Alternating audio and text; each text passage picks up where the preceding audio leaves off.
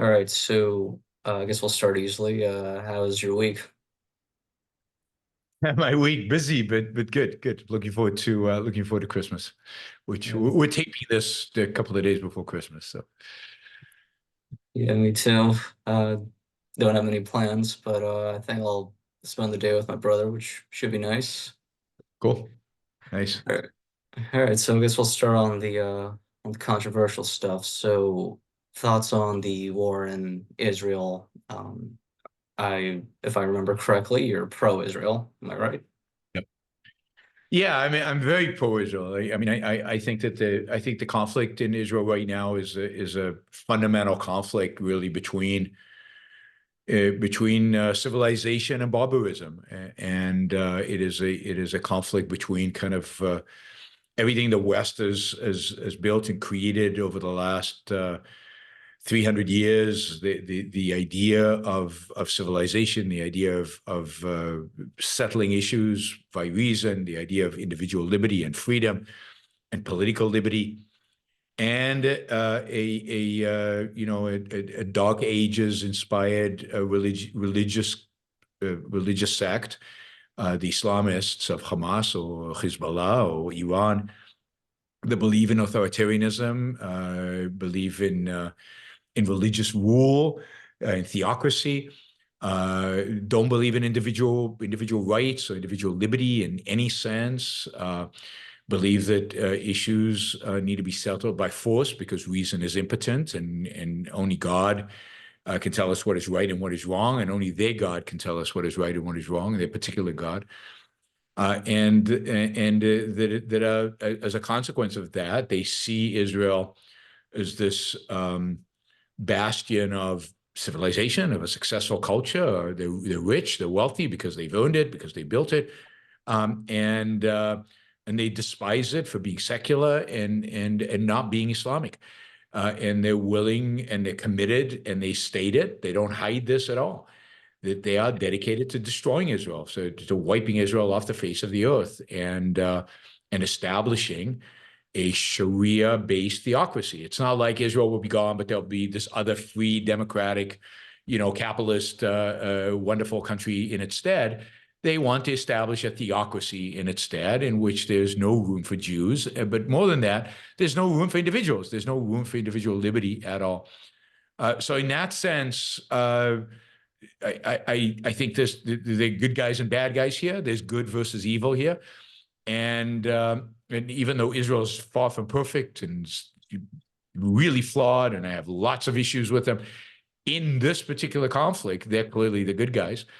And there's nothing good about Hamas. There's nothing good about the state of the Palestinian people as they are today.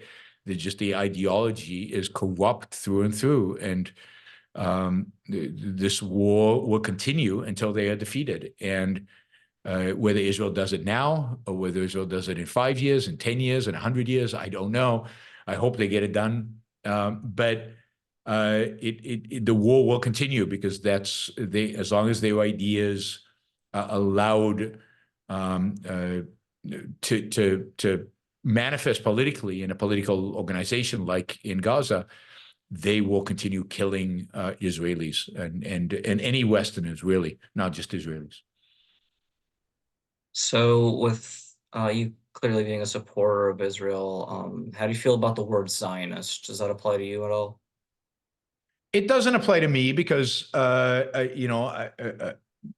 don't want to go to, I left Israel. So I was born and raised in Israel, for full disclosure, but I left Israel. I'm not interested in living in Israel. But look, the word Zionist is a nationalist term.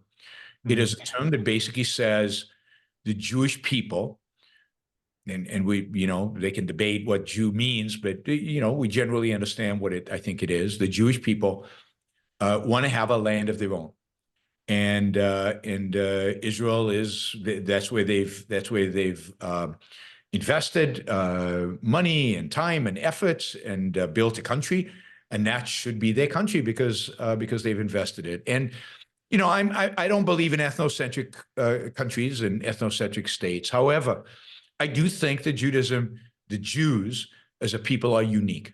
They're unique in this sense that everybody hates them. and everybody has hated them pretty much since Jesus. The Christian church despised them and hated them and persecuted them and murdered them and killed them and had blood libel against them. Kings and princes all over Europe slaughtered them and killed them, as did in various periods of time Muslims.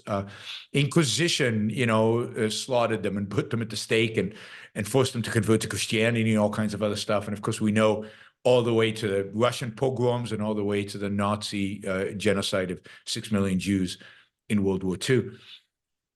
It seems like Jews cannot rely even on what appear to be civilized countries, as Germany did, to defend their rights as individuals. And the only way they can defend themselves is by teaming up together and for the purpose of self-defense. And in that sense, I think it's completely legitimate for them to do that. And if there were other peoples who were constantly persecuted, even in relatively free countries, I would say they should get a state of their own to defend themselves as well. I think in this sense, Jews are unique for whatever historical reasons. So I think that Israel should be and is the one exception where I'll accept an ethnocentric state, as long as it treats all its citizens, including those who do not belong to the particular ethnicity or the particular religion, with the same rights. And if you look at Christians and Muslims in Israel, they are, for the most part, it's not perfect, but for the most part, treated with equal rights. They vote, they sit in parliament, they have property rights, they have freedom of speech, they have freedom of protest, their association. They have all the freedoms that Jews have. Again, for the most part, there are exceptions and there are things that Israel does that I object to and I think are wrong. But Israel has something called the right of return for Jews, and I think that's legitimate. It is a safe haven for Jews, and the world needs a safe haven for Jews. Unfortunately, in a perfect world where everybody was, where a significant number of people were rational, and there were many countries that protected individual rights, and there was no threat that you would get another scenario like Nazi Germany, yeah, there would be no need for the state of Israel to be a quote Jewish nation. Yeah, like you've already established, it's one of the more secular countries. Definitely the most secular country in the Middle East. Definitely the most individualistic. It's the only country in the Middle East that has gay pride parades, if I'm not mistaken. Absolutely. I mean, Israel has Tel Aviv is considered like a LGBT, kind of a little capital. I mean, the gay parades, but there was gay clubs. A lot of gays holiday there. You can see them on the beaches. You can see them but it's generally, and while that is even more so today, but even when I was growing up, there was no persecution of gays in the same way as there were others. Certainly not. I mean, one of the funniest, saddest things you see are people holding up signs saying, "We is for Palestine." Right? I mean, what happens to gays under Hamas rule, or even under the Palestinian Authority rule, is they get thrown off buildings, they get killed, they get murdered. It's a sin according to the Quran, just like it was a sin according to the Bible. But they take their religious text seriously and they act on it. Israel has always been a pretty secular place. Indeed, I have to admit that when I came to the United States, I was 26. What shocked me about the United States is how seriously people take religion here. And Israel people didn't take, I mean, people who were religious, but people who were not, there was, and bigger portion of Israelis are secular, bigger portion of Israelis are atheists than are Americans.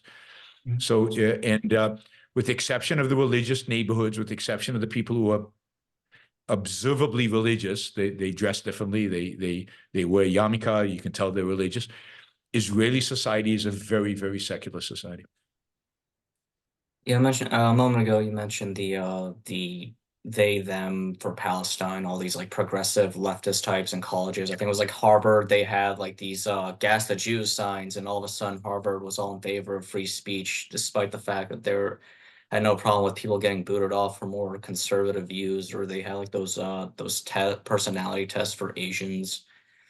Well, What do you it's think very simple as far as Harvard goes. I mean, basically the criteria is, are you considered oppressed or are you considered an oppressor? And there was a survey that actually came out yesterday asking 18 to 24-year-olds, do you consider Jews to be the oppressor? And over 66% of 18 to 24-year-olds said yes. And if they're the oppressor, they're bad. And it doesn't matter. You can do anything to the oppressor. It's the oppressed that are always virtuous and good. So for them, Hamas are they oppressed? The Palestinians are oppressed because they're poor. So how do you know who's an oppressed and who's an oppressed? You look at outcomes.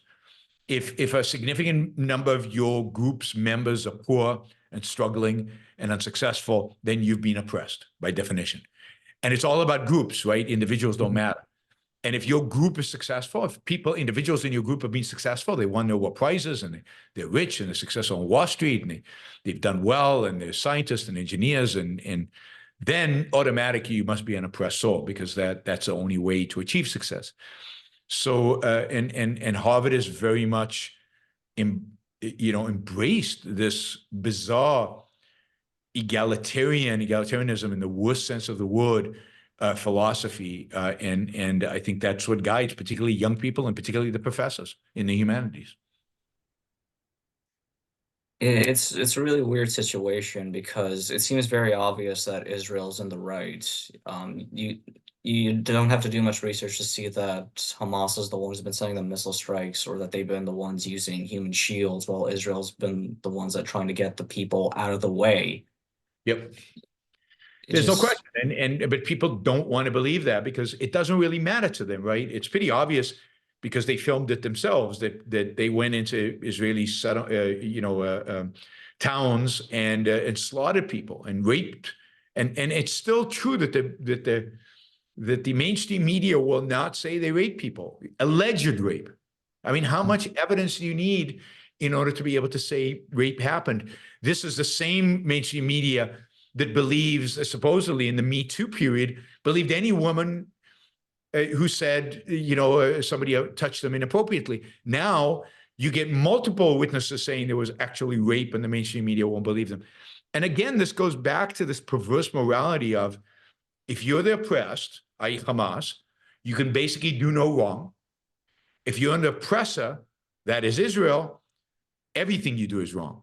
And they will evade, ignore, make up stuff to justify their perspective. So their perspective, oh no, there was no rape. Oh no, they'll come up with conspiracy theories about what happened. Israel really did it. I mean, you'll see there are more and more conspiracy theories going to come around justifying Hamas and making Israel be the devil because it has to fit into their kind of moral framing of the world. Speaking of conspiracies, there was a study by the Skeptic Research Center just a couple of weeks ago on if Jews in Israel are secretly controlling America, and I think it was 25% of millennials and 20% of Zoomers actually said yes to that. I'm not surprised. I mean, this is a conspiracy theory that has been going around forever. Again, it has hundreds of years of history. It never seems to go away. Jews are always behind any evil that happens in the world, and they are definitely in control of the world. They're running things. According to pretty much every conspiracy theory has Jews at the end of it. This is part of this really ingrained in our culture, anti-Semitism that really is there. And even when you go through a few decades where you don't see it, it then pops up whenever there's a crisis, and we're definitely seeing it right now. I mean, the fact that there are student protesters with a pro-Palestine, gas the Jews type stuff, and they're not getting kicked out, that should be really clear evidence that the Jews aren't in control. You think they would okay that if they were?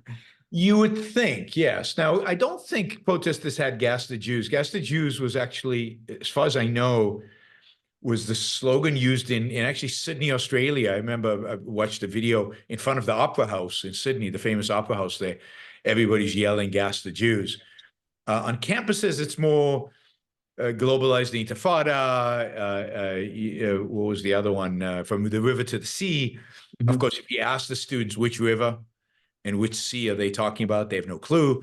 They don't know. And so they use terms that are clearly genocidal without literally using the word genocide or without actually advocating for, let's say, gas the Jews.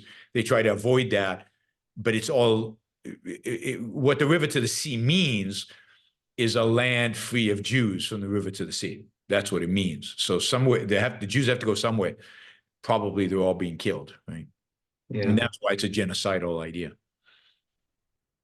It's what I found really kind of interesting is that when it comes to these far left activists, this is the one thing they have in common with the far right types, the America First, Groypers, alt right, that they both really hate Jews. Like they Yep. both seem to be in agreement that Jews are in control, and they both don't want us to support Israel because the AF says that's not a problem and we can't focus on this foreign stuff, fix America.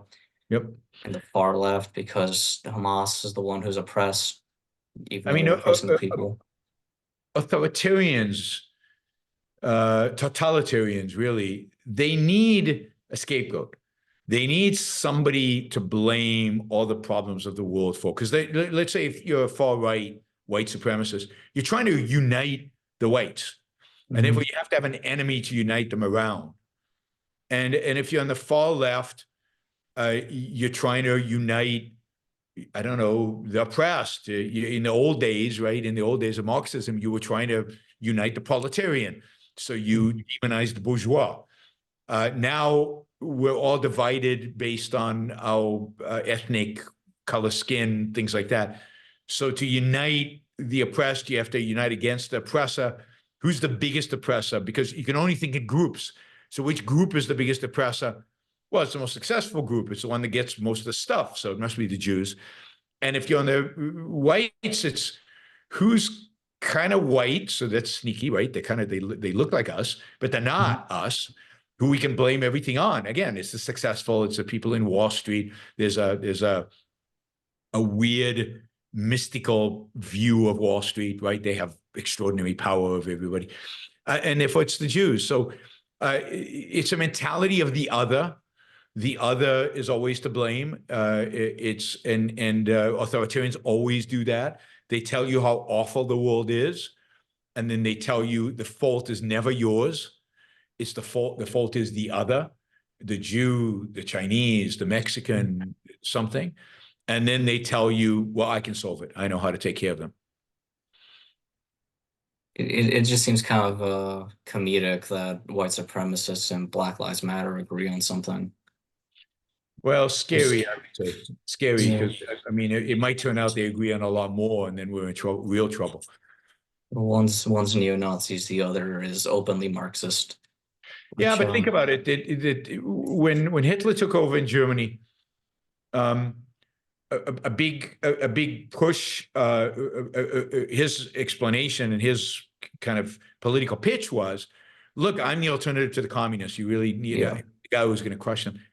And what happened was that many of the communists, many of the grassroots communists, the people out in the streets, the red shirts, the people who were actually demonstrating for communism, they became Nazis. It Mhm. didn't take that much because at the end of the day, there's not that big of a difference. And particularly if they all hate Jews, that makes it easy. And but there's not that difference. They all want political power. They all want to control you. They all reject the individual. They might disagree about which particular classes they're oppressed and which particular classes they're oppressed, who should be put into the gas chamber first. But they all agree there should be a gas chamber, and they all agree that there should be absolute control and there should be absolute power. So I don't think the communists and the fascists are that different. I think ultimately they're the same. And I don't think they I think they get along in the end. That is, if one of them gains power, the other might actually support them. Not the people will. They'll if you've got a mentality of a support of authoritarianism, does it really matter what particular authoritarianism it is you're supporting? I don't think it really does. It actually reminds me of two things. Well, one of this is kind of an anecdote, but I'm actually from Albania, right? And Yeah. I've been to oh, Albania. yeah, I and spoke I spoke in Tirana. oh, really? Yeah.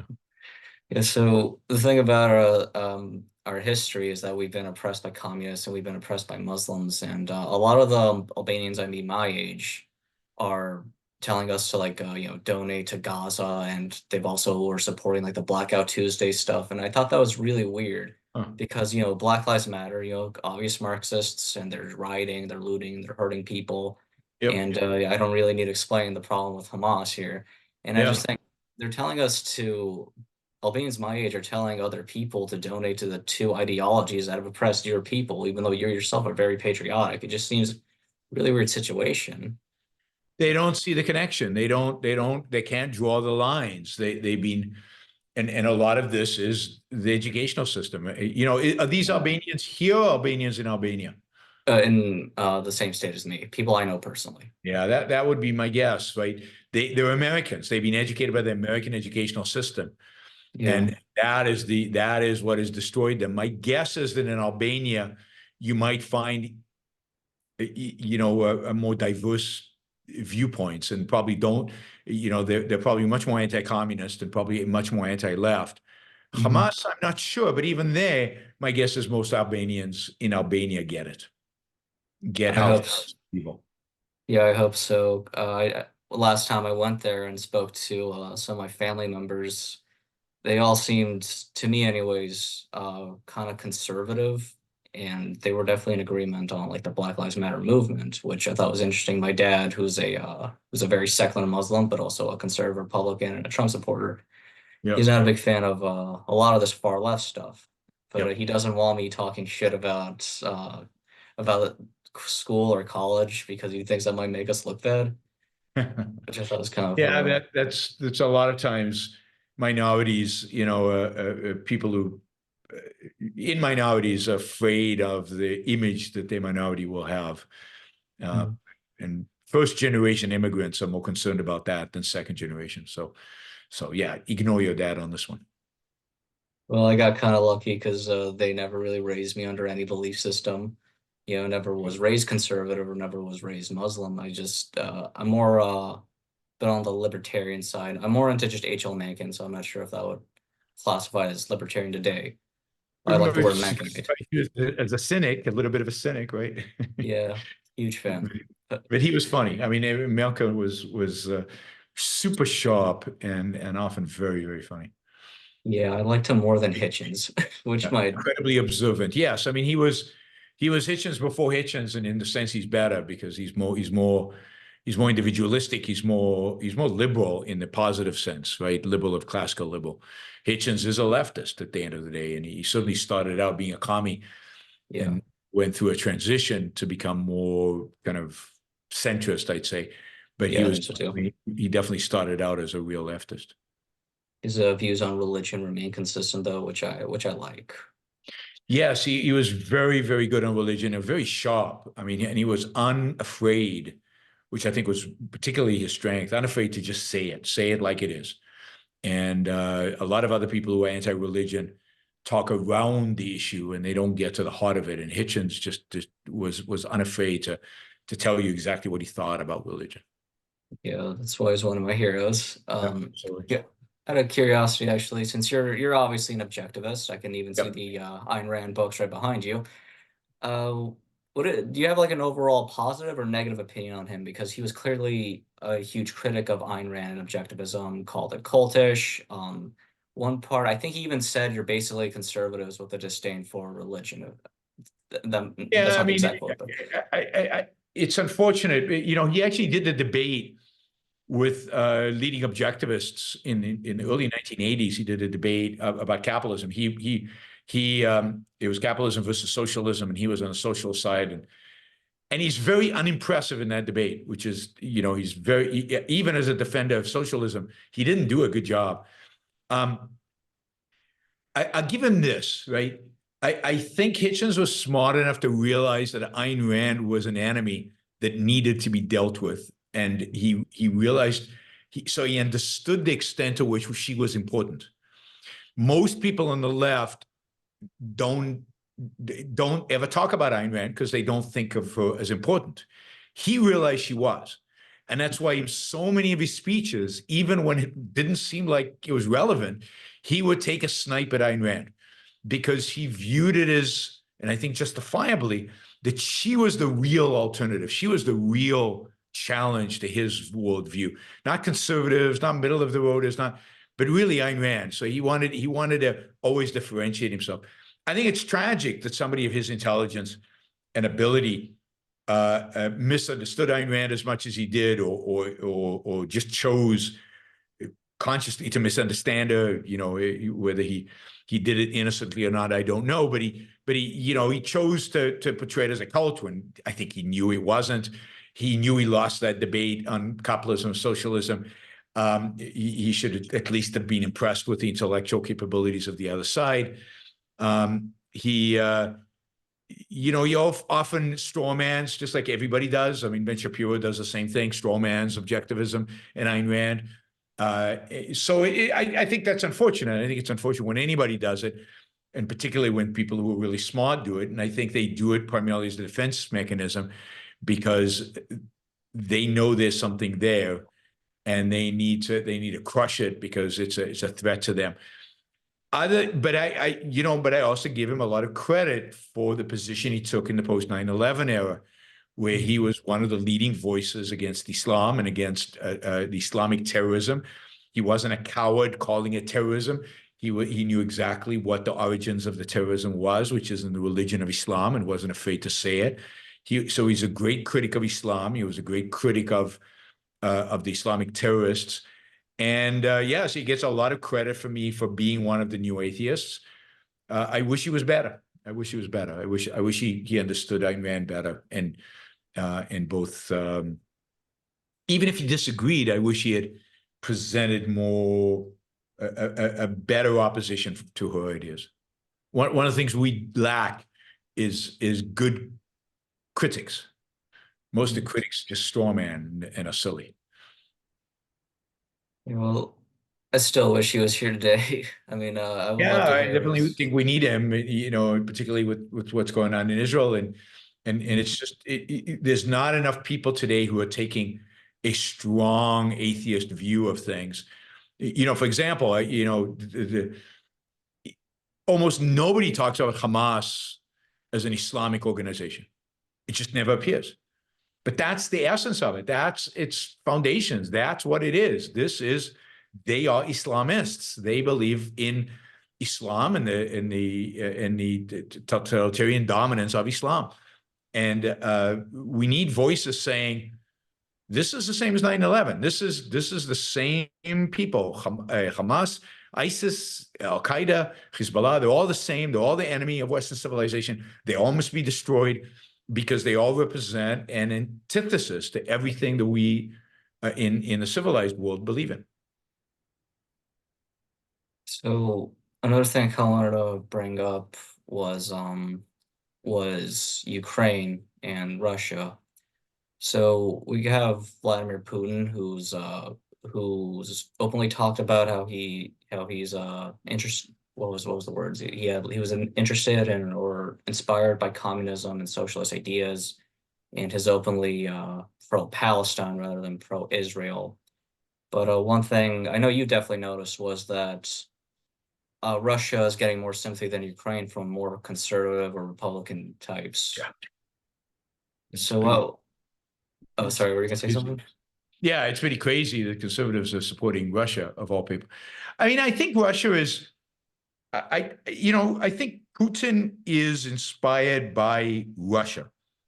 I don't think he's a communist. I don't think he's a socialist. He's a statist. He believes in the state. He's a nationalist. He's an empirist, if there is such a thing. He believes in the Russian Empire, and he strives to establish a Russian empire. He loved the Soviet Union, not because it was communist, but because it was an empire, because it was big, because it was dominant, because it was strong, because it countered the United States. I don't think he supports Hamas because he likes Hamas or believes in Hamas or anything like that. I think he supports Hamas because he's anti-West, and he recognizes Israel as part of the West, and he recognizes Hamas is standing up to the West, and it's just another way of weakening the West. So he will go after it. But Putin is an authoritarian who wants to rule over as big a Russia as possible. He's a bit of a religious fanatic. He's definitely inspired by Christian Orthodoxy, by the state religion in Russia, and he uses that, and he uses this idea of ethnic Russians to justify taking over Ukraine, because Ukraine is Christian Orthodox, and Ukraine is, quote, Russian in its supposedly in its ethnicity, and all he's trying to do is unite the Russian people. So he is a real fascist, much more than anything else, in his inclinations for totalitarian control and for nationalism grounded in ethnicity, grounded in empire, more room for the Russian people. And I think he views America and the West as the enemy, and not just America and the West, but the whole Enlightenment project. One of the things that he hates about the West is its secularism. One of the things he hates about the West is it's liberalism, again, in the classical liberal sense, the individual freedom sense. He hates the West for being the civilization, the Enlightenment civilization that it is, and he is dedicated to fighting the West. Ukraine, for him, in many respects, is just the beginning. It's just the first volley in a much bigger crusade, I think, that he has to go after the West. So what do you think conservatives are more sympathetic to Russia while they're also, from what I've seen, also more sympathetic to Israel?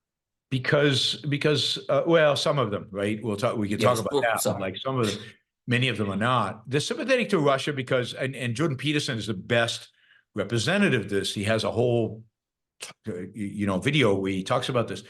Mhm. He views Russia as a Western country in the sense of, as part of this civilization.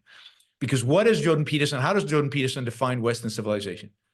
Christian, anti-left, Mhm. and in some deep sense, although he'll never admit it, and individualism. So what the conservatives see in Putin is a fellow conservative. They see somebody who cares about nationalism. Conservatives care about nationalism. They see somebody who cares about religion. Well, conservatives care about religion. They see somebody who hates the left. Well, conservatives hate the left. They see somebody who hates gays, hates LGBTQ, right? He makes fun of the West all the time about the tolerance of gays. Well, conservatives hate gays. They hate the LGBTQ community. So it's a phenomenon. So they see a fellow traveler in Putin. And they think that if Putin is defeated, then all these ideas of nationalism, religion, anti-gay will lose as well. So if you give them a choice between Europe, which is kind of leftist, right, in terms of its cultural issues, put aside economics, they don't care about that. Conservatives don't care about economic freedom.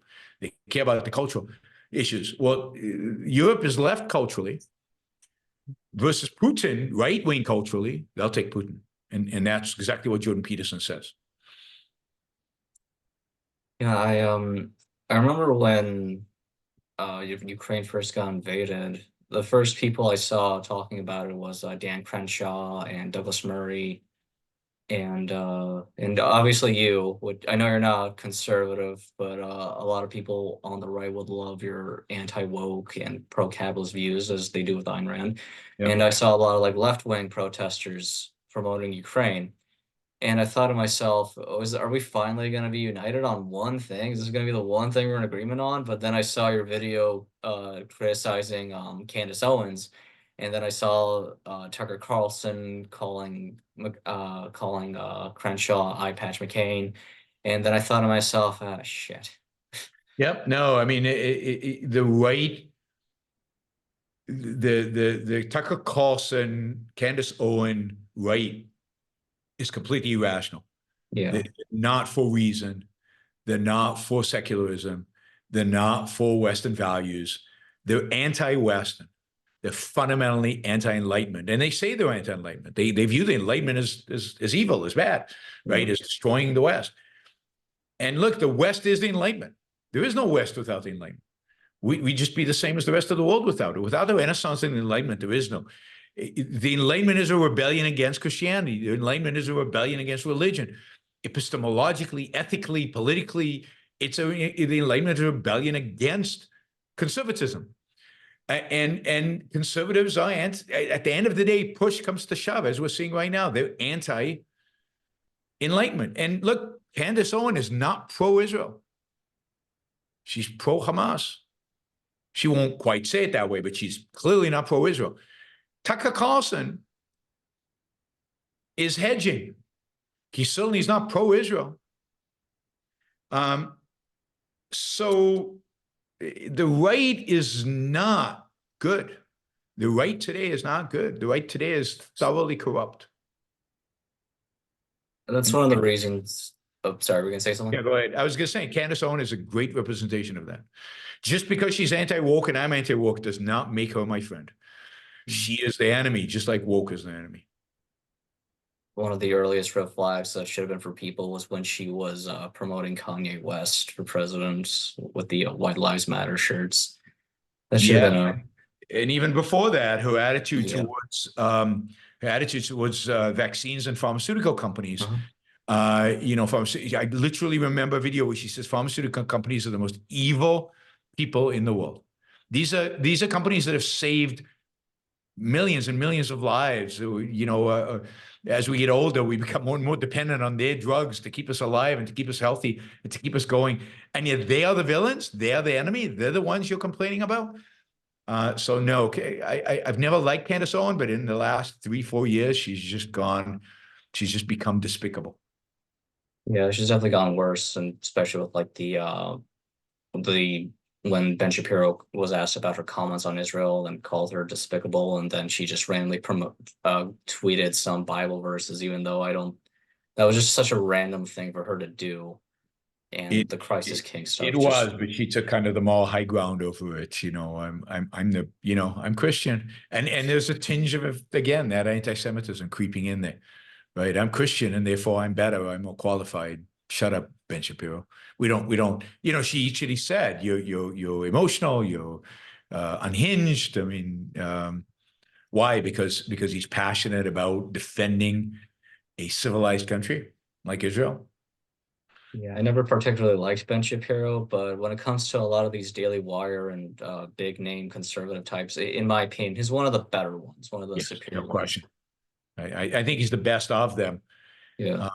And because once you get into Walsh and you get into what's the other guy, Knowles, Mhm. they're real dark ages, people. I mean, they're really dangerous people.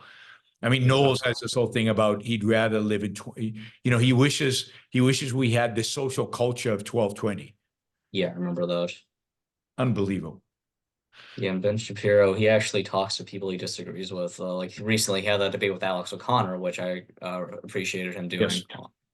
Yes. Although Alex did a lousy job.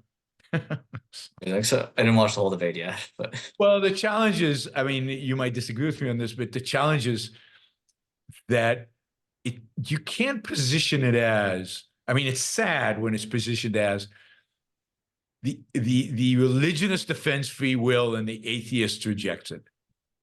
If atheism equals no free will, then to hell with atheism, right? I mean, so we need to debate Ben Shapiro from the perspective of no, there's free will, and it's a natural phenomenon occurring in nature, not something that God gave us, not something mystical, but it is a natural phenomenon occurring in nature. And I'm not going to grant you free will. If you grant Ben Shapiro free will, you're granting him pretty much everything, because there's almost nothing worth talking about if there's no free will. okay. Well, I'm not particularly a believer, but to be fair, I haven't read all the arguments yet. Um, yeah, since we're still on the Ukraine topic, I Yep. remember a few months ago I quoted one of your tweets, and I was agreeing with you, and I kept saying like people keep getting on your case over this, and I asked, do people just not believe in self-defense anymore? And then you retweeted me, Okay. and suddenly I just kept getting spammed with like Nazi pictures, and like I defend Oh myself against God. these people too, and one person was like, "Oh, they're defending themselves against NATO." So yes, I believe in self-defense, and I And I thought, man, is this gonna go away? Yeah, they're just gonna spam at me. So did they go away? Did he go away? Eventually, yeah, just I was at work, I was checking my phone, I was like, oh, Jesus Christ. I showed my coworker, I was like, look at this, he retweets me, and now I I'm just getting apologize. I guess I didn't realize that when I retweet the consequences, it brings all the nuts who follow me just so they can harass people. yeah, I actually have a friend in Ukraine, and I remember I screenshot the tweets and I sent it to him, and he's a really great guy, really smart Christian guy. He just like sent me paragraphs explaining why they're all wrong. And then Yeah, I was like, thanks, this makes it so much easier that I don't have to do the research. that's great. Yeah.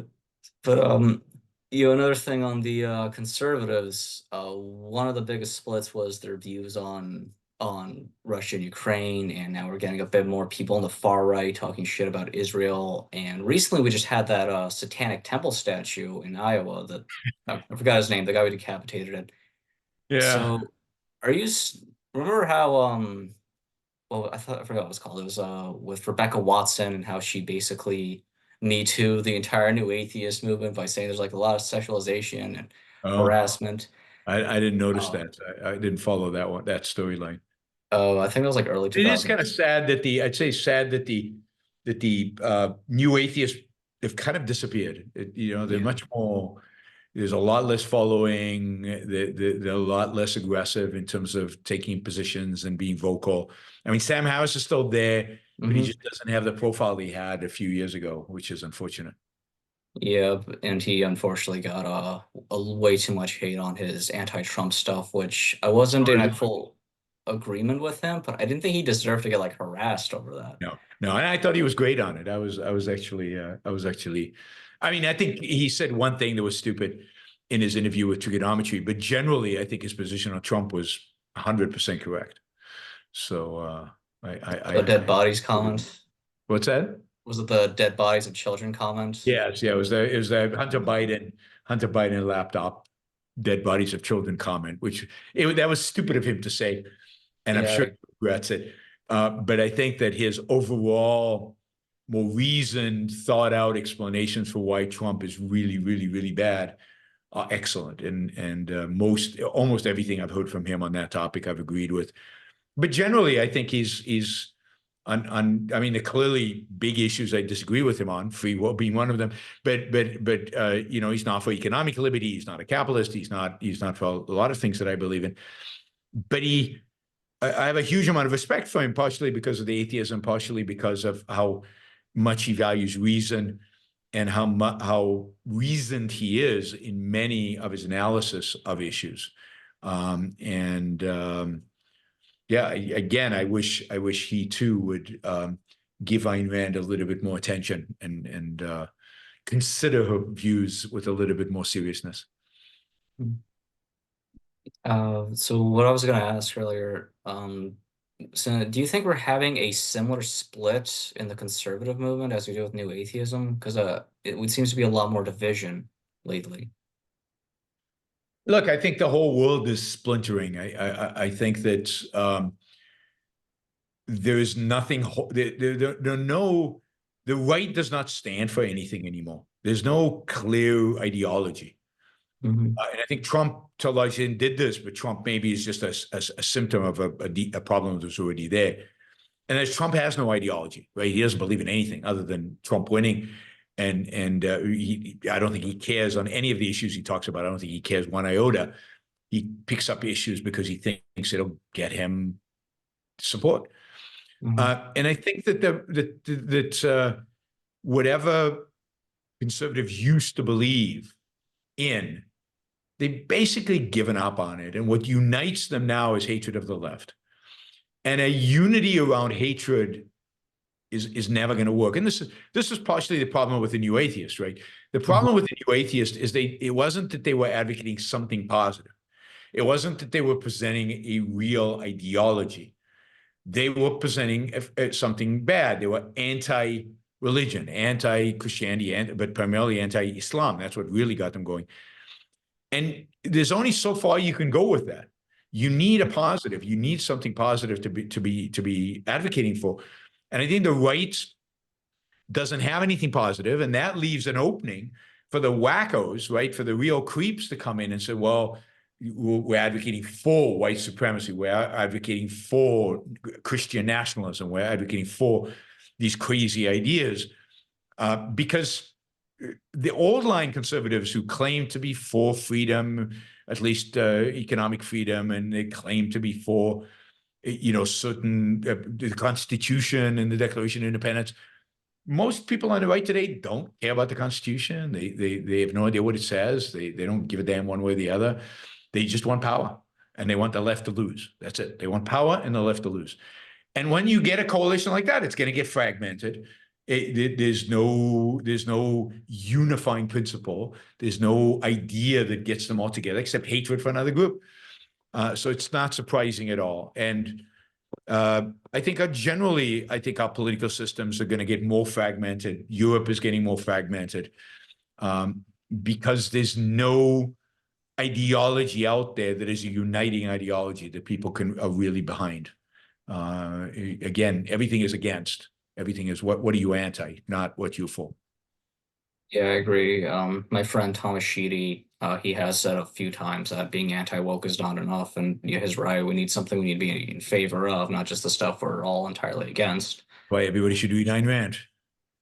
Give Yeah, you a philosophy to be for, not just something against. well, she's definitely better than most conservatives. It's all I'm not an objectivist, so but I yeah, know. I definitely prefer her than most of these like modern day conservatives we're Yeah, seeing. yeah, yeah, yeah. So we only have about 9 minutes left. I'm just gonna ask just a few random questions just for fun. Sure. So first, who's your favorite founding father? God, I mean, that's a hard one. I think at the end of the day, it's between Thomas Jefferson and Madison. Um, uh, Thomas Jefferson just had that, I think, a spirit of liberty. He wrote at the end of the day. He wrote I think, the most important political document in all of human history, which is the Declaration of Independence. Agreed. He was a man of reason. He was a Renaissance man in the sense of what he read and what interested him was a wide range of things. He was a real rebel intellectually as well as he was the least conservative, I think, of the founding fathers, and Mhm. I like that about him. Madison, on the other hand, was just he was responsible for the Constitution at the end of the day. He was unbelievably thoughtful thinker. He had a real grasp of history, a real grasp of the ideas that made America what it is. I think in a sense, his opposition to the Bill of Rights and then acceptance of the Bill of Rights is really reflective of his incredible intellect and his commitment to the idea of individual rights. So I'd say those two, but John Adams is incredible, Hamilton is incredible, and even some of the minor characters in the founding of America are pretty amazing individuals. And then, of course, there's Franklin, who is a world on his own, and a true Renaissance man, a scientist, an author, a philosopher, the whole gamut. Well, don't forget Thomas Paine. Big fan. Yes, Thomas Paine, a real radical Enlightenment thinker, right? I mean, he was one of the more radical thinkers, even more so than Jefferson in many respects. Certainly, he was the only one that was, I think, an explicit atheist, or pretty clearly an atheist at some point. And yeah, yeah. So Paine was crucial for the Mhm. Enlightenment project more broadly. Right. I'm actually a little disappointed we're almost out of time because we could have definitely expanded on the founding fathers. But so Good. just my next question: who's your favorite U.S. president? It's a hard one, but probably Washington. Oh, Um, really? Probably Washington, primarily because he quit. So he did 2 terms and left. He could have stayed on forever. He could have died president, right? They could have made him king. I mean, the American people, I think, would have rolled with it. But he recognized the importance of America and its constitution. He recognized that the executive shouldn't be a dominant figure, that the executive was just one of many of the three branches of government, and he did not want to be perceived as this bigger than life.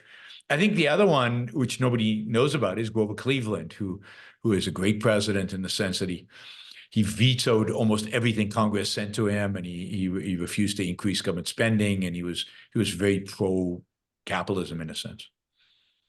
All right. Two more questions. Okay, one. What's your favorite book? Atlas Shrugged, by far. Yeah, that's All not right. hard. All right, and a final question. Are you working on any new books right now? I'm not working on any new books right now. I'm very much a writer who depends on having a co-author, and my co-author is busy these days, so doing other stuff. But I've got a lot of book projects rattling around in my head. So at some point, I would like to go get back to writing another book. All right, that'd be great. All right, so thanks for doing this. I really appreciated it. My pleasure. Thanks for having me on. And yeah, let me know when it goes live on your channel. Yeah, a few more hours. Sounds good. Thanks, Ollie.